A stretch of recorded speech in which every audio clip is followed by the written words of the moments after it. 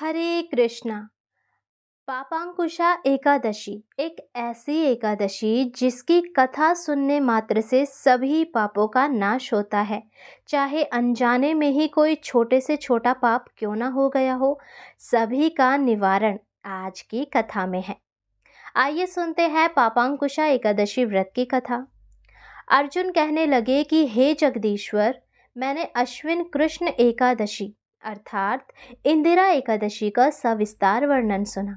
अब आप कृपा करके मुझे अश्विन मास के शुक्ल पक्ष की एकादशी के विषय में भी बतलाइए। इस एकादशी का क्या नाम है तथा इसके व्रत का क्या विधान है? इसका व्रत करने से किस फल की प्राप्ति होती है? कृपया सारी चीजें विस्तार से बताइए।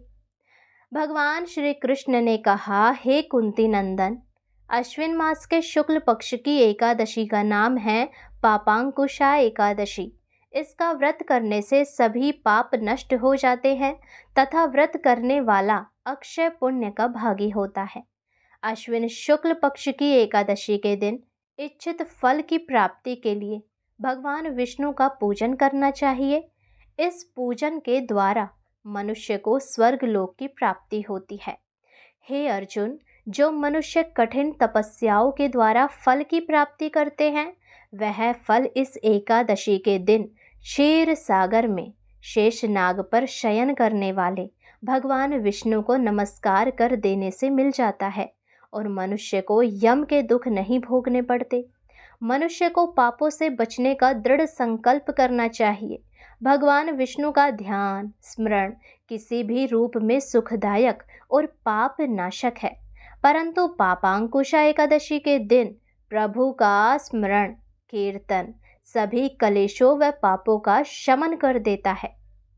अब तुम ध्यान पूर्वक सुनो, मैं तुम्हें कथा सुनाता हूँ। प्राचीन समय में विंध्य पर्वत पर क्रोधन नाम का एक बहेलिया रहता था। वह बड़ा क्रूर था। उसका सारा जीवन हिंसा, लूटपाट, मदपान और गलत संगति पाप कर्मों में बीता। जब उसका अंतिम समय आया तब यमराज के दूत बहेलिये को लेने आए और यमदूत ने बहेलिये से कहा कि कल तुम्हारे जीवन का अंतिम दिन है, हम तुम्हें कल लेने आएंगे। यह बात सुनकर बहेलिया बहुत भयभीत हो गया और महर्षि अंगीरा के आश्रम में पहुंचा और महर्षि अंगीरा के चरणों पर गिरकर प्रार्थना करने लगा, हे ऋषिवर, मैंने जीवन भर पाप कर्म ही किए हैं। कृपा कर मुझे कोई ऐसा उपाय बतलाइए जिससे मेरे सारे पाप मिट जाएं और मोक्ष की प्राप्ति हो। उसके निवेदन पर महर्षि अंगीरा ने उसे अश्विन शुक्ल पक्ष की पापांकुशा एकादशी का विधि पूर्वक व्रत करने को कहा। अब महर्षि अंगीरा के कहे अनुसार उस बहेलिये ने यह व्रत किया और उसके द्वारा किए गए सारे पापों का सर्वनाश हो गया और इस व्रत पूजन के बल से भगवान की कृपा से वह विष्णु लोक को गया। जब यमराज के दूत ने इन चमत्कार को देखा तो वे बहेलिये को बिना लिए ही यमलोक वापस लौट गए। तो इतनी ज़्यादा शक्ति है इस पापांकुशा एकादशी के व्रत में। और यदि किसी कारणवश व्रत ना भी रखा जाए तो कम से कम ये कथा अवश्य सुननी चाहिए और दिन भर हरि कीर्तन में डूबे रहना चाहिए।